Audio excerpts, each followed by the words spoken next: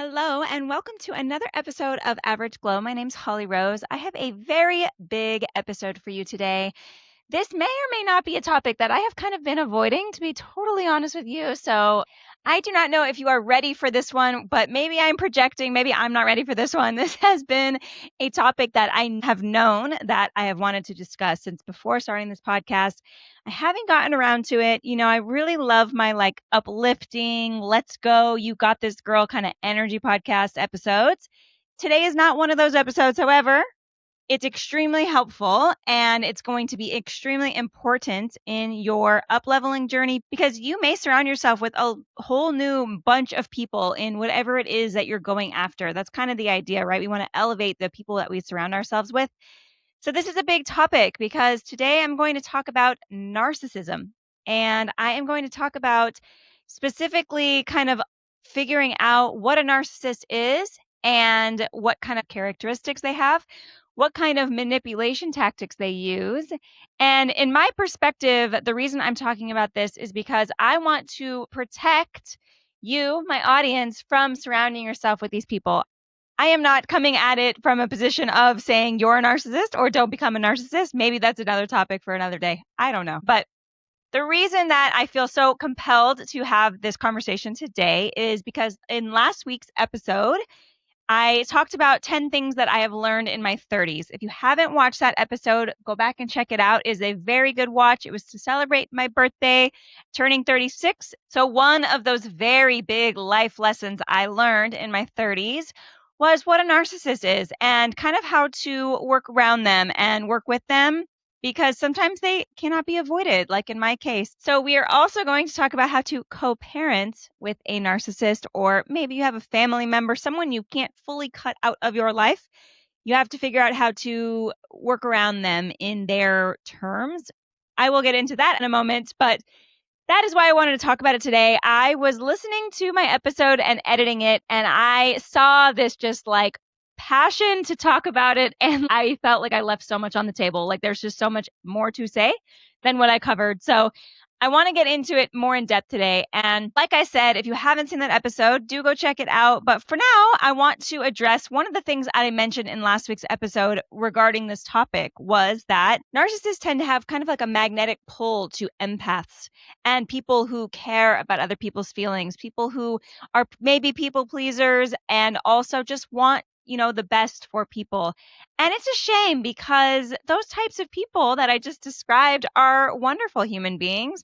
I feel weird saying that because I think of myself as an empath. So I'm not trying to compliment myself, but I'm an empath, okay? I very much care about other people's feelings. Without even knowing my audience and who is listening to this episode, I can feel like what I'm projecting is going to connect with people. And I feel like it's a skill. However, in my past and in connection to what I'm about to talk about, I am maybe a very easy target for a narcissist because I really genuinely can see everyone's point of view and everyone's side. I do not think I am fully correct in anything. I also don't feel I'm fully wrong in anything, but I'm totally happy to hear you out. And I'm always kind of first to apologize. I'm quick to say sorry. I just want to move on and I want us to find common grounds. So that unfortunately does put a target on my back. And I really want to discuss this with my audience because I feel like in the nature of everything I have discussed so far, if you are a fan of this podcast or if you're a fan of the kind of content I've been putting out there, then my guess is that you're also an empath or also a genuinely good human being, someone who is bettering themselves, someone who recognizes hey, I'm not perfect. I want to put in the work to get better. And so you could potentially be a target too. So I just want to protect you from that. And that is why we're going to talk about this today. And what I also mentioned in last week's episode is that they are very, very sneaky. Okay. Do you think if I knew I was getting into a relationship with a narcissist and if I knew what a narcissist was, I would have gone through with their full relationship and with my marriage? Absolutely not, especially not the evolved human being I am today, right? But I didn't even know. I didn't know what I was dealing with. He was very sneaky. He snuck his little way in there. And so, like I said, I want to help you get through this. So let's dive into today's topic of dealing with narcissists. Okay, so let's get started. let's start with what is a narcissist, okay? You've maybe heard this term thrown around, and trust me, I have too. The first time I heard this word, this is going to sound kind of crazy, but maybe you can relate, is I heard about this word when Instagram became popular and people were taking selfies of themselves constantly and posting pictures of themselves. And I always heard the term as a narcississelfie. That was like kind of a joke that I heard kind of thrown around. And so I always just thought that a narcissist meant somebody that like was obsessed with themselves. And I always question, like, I'm pretty confident. Like, I love myself. Am I a narcissist? And I, kind of just was like, I don't know. I don't know what that means. Right. So I just moved on with my day.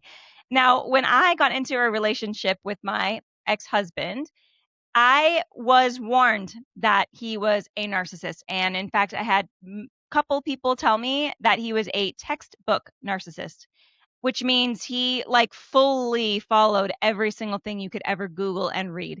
Now, I was already under his spell. That's something I'm going to go into a moment. I was love bombed right at the top of that relationship. And so I didn't want to listen to anybody's advice or anybody's warnings, I should say, of who this man was.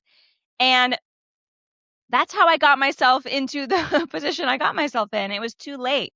So I want to describe the true definition of a narcissist. I Googled it and I'm going to read it to you word for word so that you know. It is a person who is excessively selfish, lacks empathy, and has an overwhelming need for admiration. Now, obviously, over the years of my experience dealing with a narcissist, I have learned, okay, I am not a narcissist, but a narcissist is way more than just wanting to take pictures of themselves, okay? They are a true class of their own, and they possess true characteristics and traits that are almost the same from human to human who has this in them, yet they cannot even see it in themselves. And it's very sneaky and hard to recognize. So in preparation for this episode, I looked up, what are the different types of narcissists? Because I have kind of come into acquaintance with a few different ones, not as an extreme level as living in my home, but there are three kind of main types. And the first one is called overt narcissism or grandiose. These types of people are kind of loud and arrogant and clearly like seek attention and dominance. The second one is covert narcissism or vulnerable. And these people are a little sneakier, okay? These people are quiet, defensive,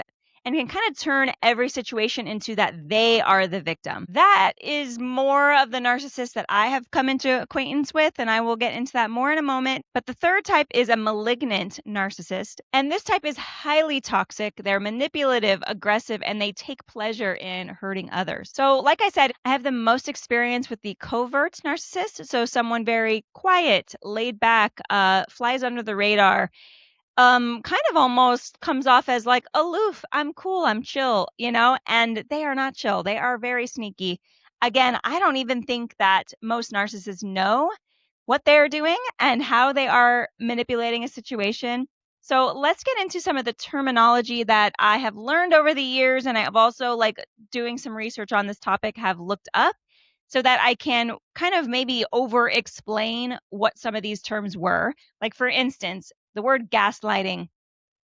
Gaslighting is thrown around all of the time. I mentioned this in last week's episode as just like a kind of brief of what my definition is. But the true definition of gaslighting is to rewrite reality so that you question your memories, your beliefs, your judgment, you question what happened. And it makes you maybe change your mind, even though your initial instinct was probably correct. You could be in an argument and be so sure that you have remembered something correctly, and it gets turned and twisted and manipulated into making you believe like, wait, maybe I'm the problem, or maybe I'm remembering this wrong, or you know what, you're right, that person kind of sucked and that is why that happened. And that's just not even the reality. And I hate hearing that for other people. I mean, I was certainly in those shoes. So I guess sometimes you just have to live it, but sometimes I'll be like an outsider perspective and I'm like, no, don't don't let that person change your mind on something. Okay. Believe in yourself and believe your intuition and trust your gut, because that first initial instinct is probably the right one. And somebody like this is going to come in and spin you fully around. So another word that I just used earlier that I'm going to get into now is love bombing. In reference to getting into a new relationship, Narcissists love to love bomb you. They shower you with affection and gifts and anything to make you believe they're this high, elevated person, because that is what they're seeking. They're seeking approval from others, and they're seeking for others to believe they are the best. So they're giving you their all. They're giving you, high effort work, and they're reading the room. So they are texting you exactly what you're wanting to hear. They are morphing into the person that they believe you're looking for, and you just instantly fall in love. And it feels honestly too easy. And you should question that instinct if that is the case, that maybe you're being love bombed, but it feels too easy to connect with somebody that quickly. You don't know this person, and they're telling you, I love you, like, 2, 3 weeks in. Not to put a timeline on it, but it's quick. It is very quick. And you feel like they're on my team. They have my back and they have my best interests. And so it is kind of putting a guard around you from other people who are like, hey, what are you doing? You don't know this person, or this is moving too quick, or somebody telling me, hey, that person's a narcissist. And I'm just like, what? I don't know what you're talking about. He sounds great and he's perfect for me, right? So that is what love bombing is. Another word that's also used with narcissism is devaluation. So as part of the love bombing, right, they're making you feel so loved, but they can quickly turn that like admiration and love and praise into like true criticism and tearing you down. And you don't see it coming because you trust that this person loves you. And then they're now saying something kind of negative about you. And you're like, okay, well, this person's only telling me this because they love me. So maybe it's something I need to work on. And it's, highly likely it's not something that you need to work on. And it may be them targeting your strengths because they want to make you weaker to make them seem stronger. That's the scary part, okay? Everything I'm saying is out of experience, and I'm like getting PTSD talking about this, okay? So they want to make you kind of question yourself, doubt yourself, lose that self-concept that I always promote building, and they want you to believe they're better than you. So they are going to make you feel very safe and at home at first, and then they kind of can quickly turn the page, and then they can kind of quickly turn it back, right? If they're like, wait, this person's very upset and maybe questioning me now. No, I love you. And then they're back. So they can go back and forth very quickly. And another term very relevant in my life is called discarding. So basically they kind of see you as a piece of meat. And as soon as they get everything they can get out of you, they bounce. They're just out of here. There's no empathy. There is no remorse. There is no sadness involved. They are done with you. They've mentally checked out and they are gone. And if you do not know my story yet, I've mentioned this in past episodes, but essentially, long story short, I was married. I had a little 1-year-old girl at home, and my husband basically had an affair. The day I caught him, I said, all right, what are we doing? You don't need to stay if you don't want to. And he's like, all right, cool, and left. And he is still currently with the girl that he left me for. So no shade, all right? I am happy where I'm at. I'm very happy with everything and how it went. That is in hindsight, okay? Hindsight's very clear.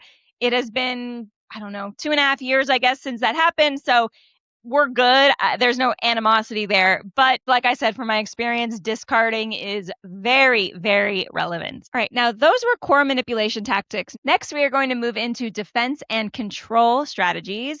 These are all broken up, by the way, by a Google search, but I am speaking from experience. So this is more than just Googling it, okay? I'm trying to give you textbook definitions so that I am accurate, but I'm also trying to give you some like real life experience so you can kind of like read between the lines if you were just to do your own Google search. So the first one is stonewalling. And I mentioned this in last week's episode too. I know all about stonewalling, okay? So the textbook definition is completely shutting down, refusing to communicate, and ignoring you essentially to punish you. This for me is how every argument I had went. And I didn't have a whole lot of arguments. I'm pretty easygoing as far as like being in a relationship with me goes. I don't fight to fight. I fight to resolve an issue, and then I never want to fight about that thing again. And that's just kind of a respect thing. That's just how I handle relationships. I feel like that's what a mature human being should do and how they should handle it.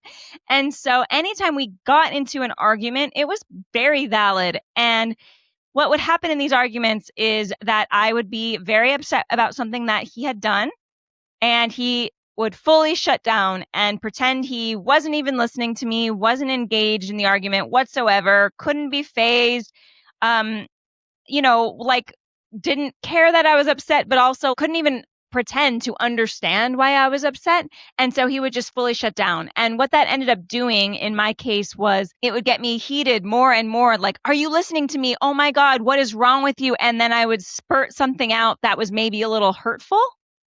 And he's still there, not phased at all. But now I'm like, oh my gosh, I can't believe I said that. I'm so sorry. And now I'm apologizing to him. And I always just wanted to resolve the problem. That's part of my anxious attachment, which is a different episode's topic for sure that I have to get into.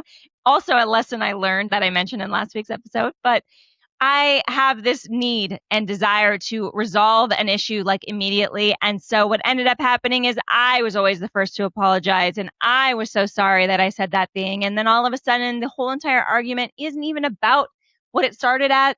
And then that issue was never resolved. And so that is very toxic. It's very unhealthy. And like I said, we didn't argue often. And I would imagine if I would go back and think about it, probably all of our arguments were about the same one thing because it was never resolved. Another term that you have maybe heard, maybe not, is projection. And so projection is when they accuse you of the same kind of toxic, negative behaviors or patterns that they're doing. They accuse you of doing them. I will give you an example.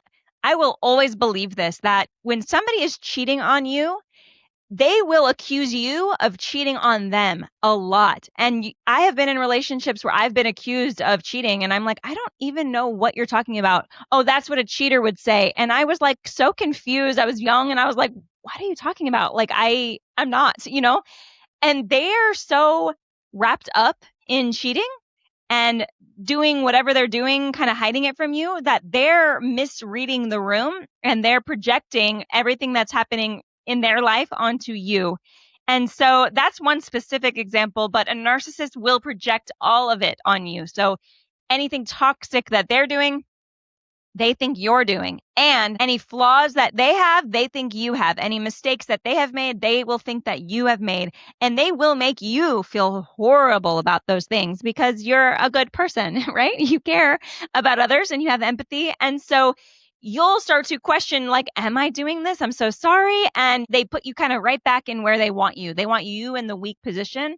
And it makes them feel better about themselves. They want you kind of just in that really small position, again, to boost their ego and make them feel better about themselves, even though they are also still doing that really toxic, bad behavior, like cheating, for example. And then the last defense and kind of control strategy that I want to discuss. Now, this is something that I did learn in my research, and I haven't actually ever heard this term before. So I do want to read you like the true textbook definition of it. It is DARVO, and it's an acronym. So DARVO. And the D stands for denying behavior. A is attacking the victim. And then RVO is reversing the roles of victim and offender. So like I've kind of mentioned, they want you to be in the wrong. They want to flip a conversation or an argument, I should say, on its head, and they want you to be the one that ends up apologizing at the end. They will always see themselves as the victim. They do not believe in their heart that they have done anything wrong in honestly almost any case. So it's going to be pretty tough for you to convince them that you are the victim and what they're doing is hurting you. So what I want to get into next is kind of how to protect yourself against a narcissist. Now, I wanted to give kind of just my own examples, but like I said, I did some research on this topic. I just want to make sure I'm like kind of getting a really well-rounded episode in play here. I don't want to leave anything on the table. Although obviously if I do, I can come back and make a part 2 if that's something you're interested in. So do let me know that in the comments or DM me. But like I mentioned at the top of the episode, maybe if you are getting into a brand new relationship, everything I had mentioned is something to kind of look out for and be aware of so that you can avoid those kinds of people. But we're all in different stages of our life, and it's very possible that maybe we're already in connection with the kind of person that I have been talking about. And whoever that person is in your head, there is a chance you didn't know that this person was a narcissist until I started explaining some of the tactics. But there's also a pretty good chance that you're using this episode to prove that you are right in that you are with this narcissist, okay? So this could look like somebody you are married to. This could be somebody that is in your family that you are connected to. This is somebody maybe you are working with or working under. Maybe it's a manager of yours. Or for me and my personal situation, maybe this is somebody that you have to co-parent with. So these are people that are in our lives that we can't necessarily cut out.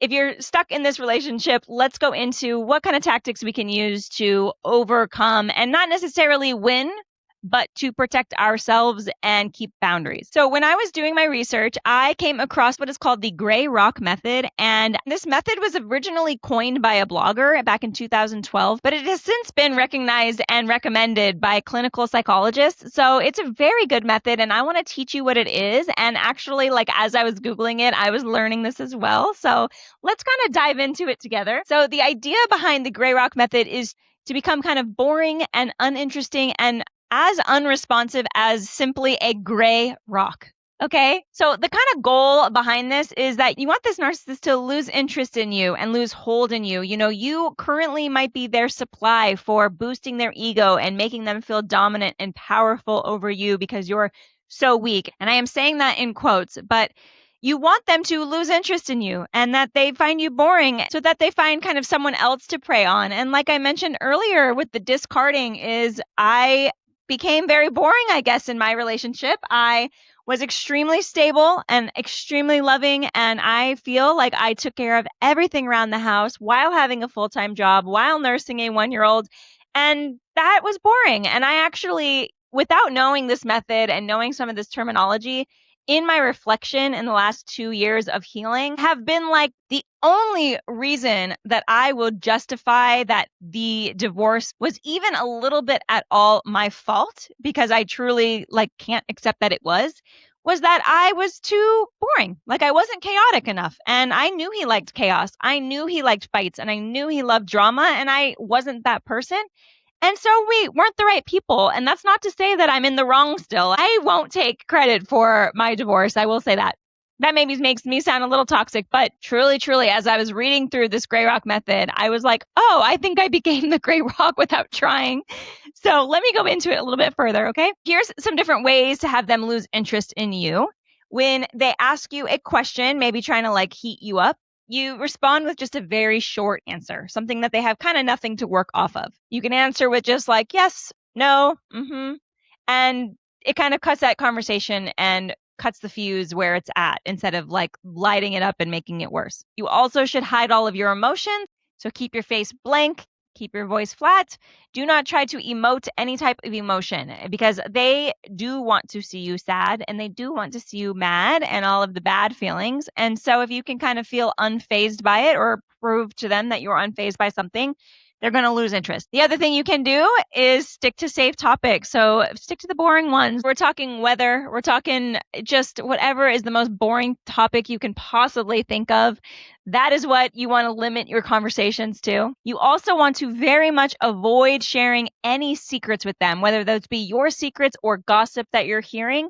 You want to cut them off from any juicy topic. You do not want to be vulnerable in their path at all. And you don't want anybody else to either. But sometimes they just get excited on the drama, like I mentioned. So you want to give them kind of no drama to work off of. And then do not defend yourself. If they insult you, let them insult you. You can become kind of a brick wall. Let those comments hit you and just slide right back down the wall. They don't bounce back. There is nothing to work off of and just let it happen. So the reason that these methods work is it starves their ego. This is still back to the gray rock method, okay? This isn't me coming up with this. I just want to reference that. But what I learned is that what it does is it starves their ego. And like I said, narcissists need that drama. They need to feel superior to you. So they're not getting that kind of resource from you.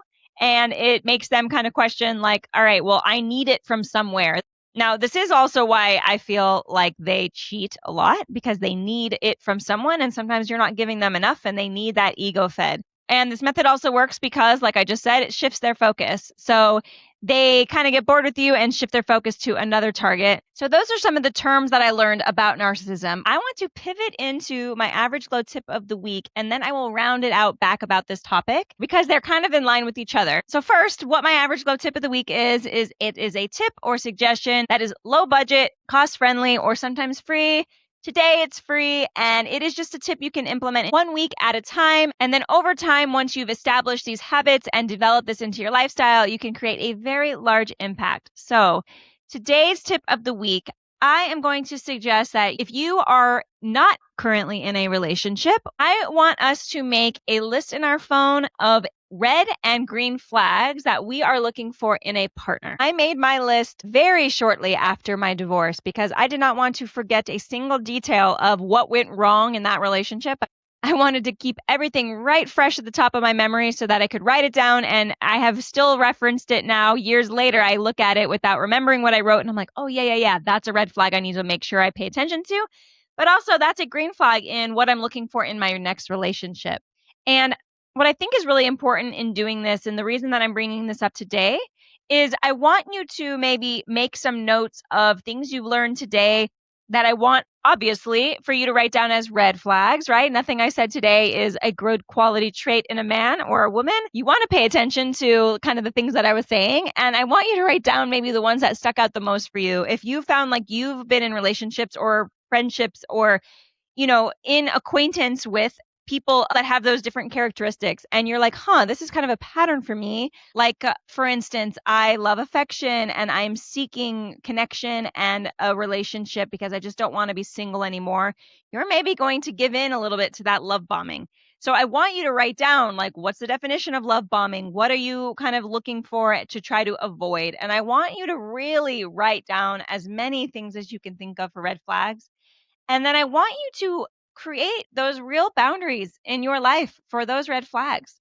I want those to be a very hard stop. Red flag is kind of like a thrown around term where people are like, oh, yeah, red flag, and they kind of laugh it off. I want you to take this very seriously. So my point is I want you to create a list of red flags and also green flags because that's what's going to be important too, as I have a very long, extensive list of what I would like in a partner. And part of that is manifesting, like I always talk about.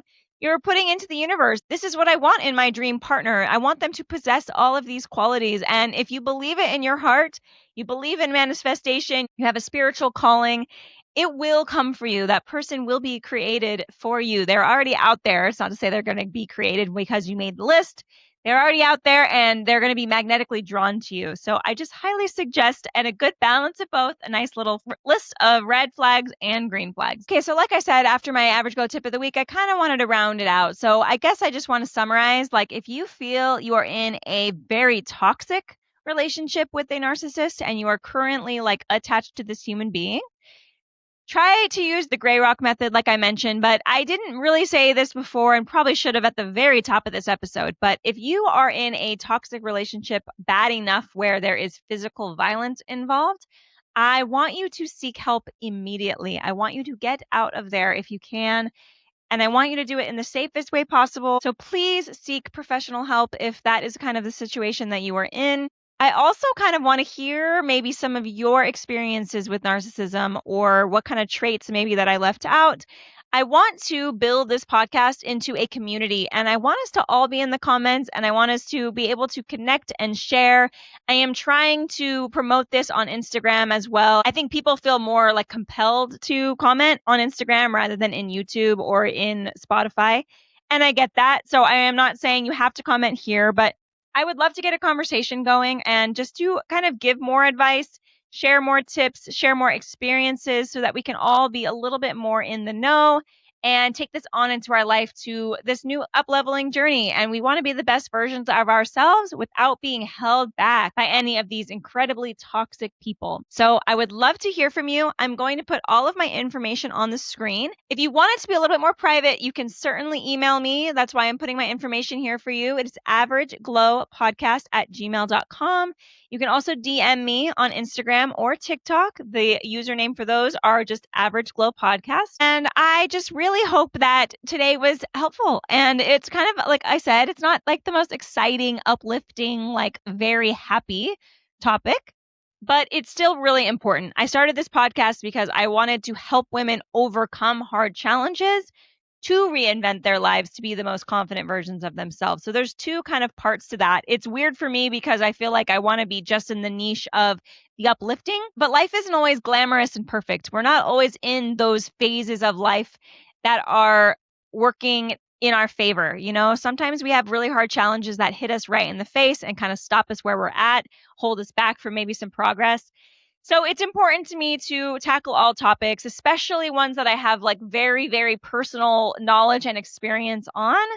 So I hope that this relates to you in a way that you can take it on into your future. I do apologize if it relates to you in kind of a triggering type of way, but to talk about our hardships is to release our hardships and to overcome them. So it's actually kind of healing for me to finally have this conversation with you all. This is something that I have had to deal with very in depth and feel like I have the knowledge on, unfortunately, but it's all good. It is all good. Life is great. You can always make the most of it. You can always be optimistic. And honestly, like I said, I don't have that human living in my home anymore. So what even is there to complain about these days? I mean, am I right?